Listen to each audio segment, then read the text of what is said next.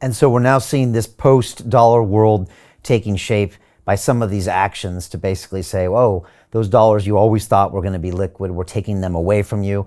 Obviously, you Right. saw a similar move with the Canadian government where they actually suspended people's accounts because of their civil actions with protests, et cetera. And we're seeing, G7 countries now making their own currencies less relevant in the future, something we never thought would happen to the dollar. Is that a reality, Jim? Are we going to see just a post-dollar world going forward? We're getting closer to that. It'll come in stages.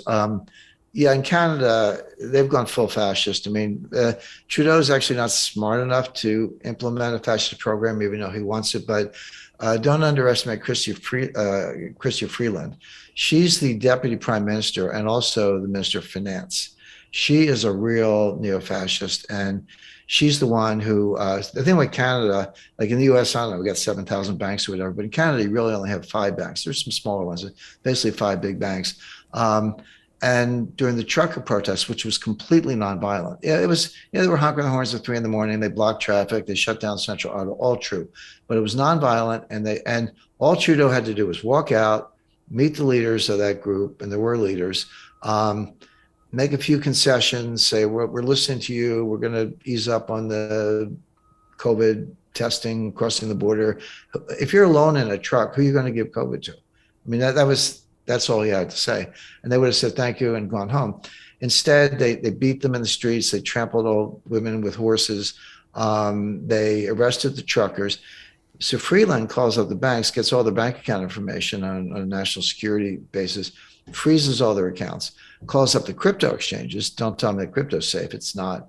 Calls up the crypto exchanges, freezes their crypto wallets, puts them in jail, pre-detention, pre-hearing detention with no bail, and confiscates their trucks. These people can't feed their families, and they're still in jail. So that's her fascist roots have really come to the fore. And Canada kind of gets worse. And I have a place in Canada. I spent a lot of time there, so I kind of, and I know Freeland for better or worse, but I know her personally. So that's pretty bad. But yeah, going around the world, the key distinction, Brian, this is important. A lot of people mush them together. There's a payment currency and a reserve currency, and they can be the same. The dollar is the leading payment currency and the leading reserve currency. Replacing a reserve currency is tough. Replacing a payment currency is not so tough. You need some agreement, but this is coming together on multiple fronts. So you got the BRICS, but Brazil, Russia, India, China, and South Africa. But the BRICS are now sort of like BRIC plus. So because Argentina, Iran, Turkey, Kazakhstan, a lot of other countries have joined in these BRICS summits. So they're working on a payment currency process. Shanghai Cooperation Organization, Central Asia, led by China and Russia, that is working on the same thing. That group is working on the same thing, and they're getting new members. There's something called try to get the name right, Euro-Asian Free Trade Area, like EUFTA or something.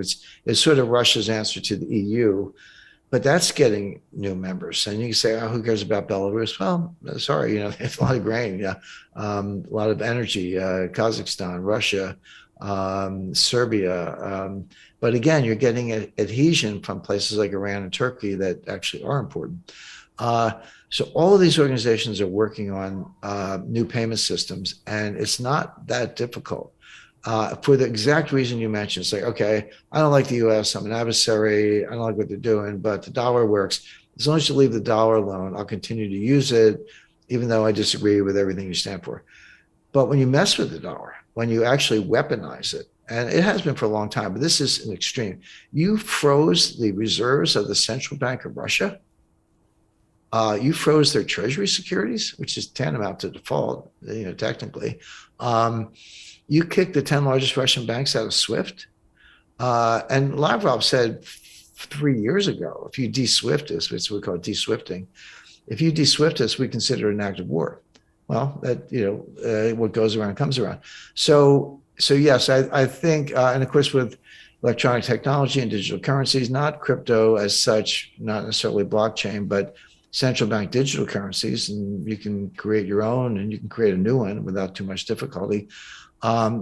There's a story breaking the other day. Um, Russia's asking India to pay for oil with UAE dinar. So not the dollar, but not the rupee. It's the dinar. Well, why? Well, Dubai is a financial center, a big one, a major transshipment center.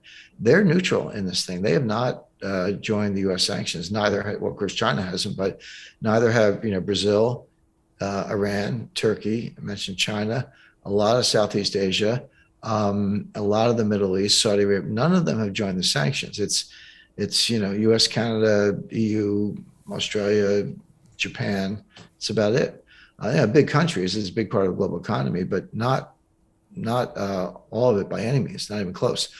And so they're all working on these new currencies, new systems, and dinar could be, if all of a sudden China's willing to pay for UAE oil in dinar rather than yuan, not dollars, but dinar. You create a demand for dinar, and then India's got to buy some to pay for the Russian oil, and you're halfway to a new payment currency.